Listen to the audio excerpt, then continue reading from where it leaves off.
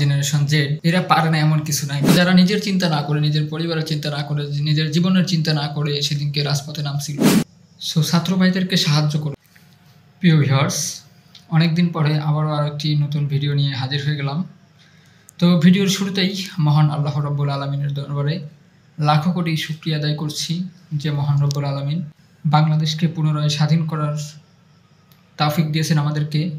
যারা সাহস দেখিয়েছে বাংলাদেশকে দ্বিতীয়বারের মতো স্বাধীন করার জন্য, তাদের প্রতি আমি কৃতজ্ঞতা জ্ঞাপন করছি।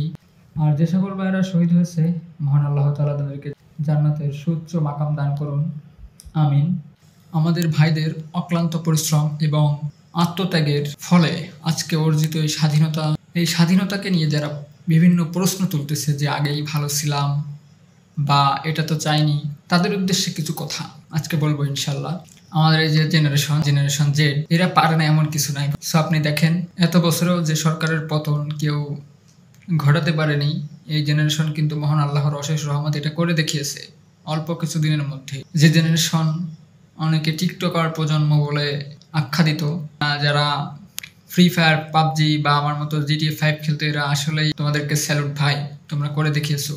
আর যারা বিভিন্ন প্রশ্ন করতেছে ভাই এটা চাইনি, তো দেখেন একটা ধারাবাহিকতায় চলতেছিল দেশ, তো এটা থেকে পরিবর্তন হইলে কিছুটা কি বলে স্বাভাবিক পরিস্থিতি আসতে কিছুটা সময় লাগবে। আর দেখতেই পাচ্ছেন যে কোথাও কোনো পুলিশ নাই, এই সুযোগে কিছু অসাধু লোক তারা সুযোগে সদ্ব্যবহার করতেছে।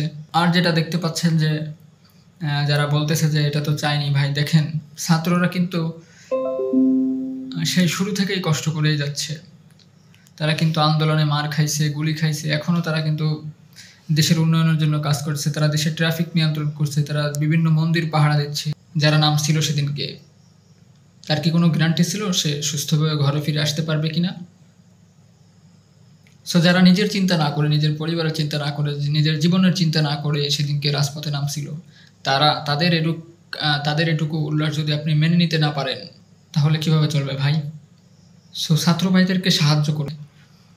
আর যারা দেখেন দেশের বদনাম করার জন্য কিন্তু কিছু ভাই বলবো না, তাদের ভাই বলতে আমার লজ্জা করে, যারা বিভিন্ন মন্দিরে বা উপাসনালয়ে হামলা করতেছে।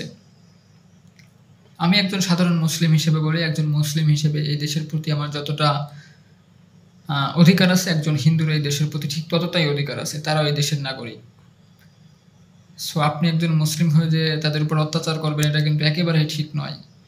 মহান আল্লাহ তাআলা কিন্তু বলেই দিয়েছেন যার যার ধর্ম তার তার কাছে।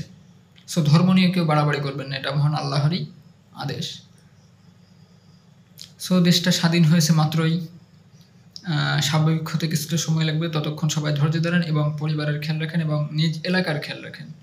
প্রথমে নিজেকে শুধরাতে হবে ভাই, নিজেকে শুধরালে আপনি সমাজ শুধরাতে পারবেন। প্রথম শুরুটা নিজেকে দিয়েই করেন।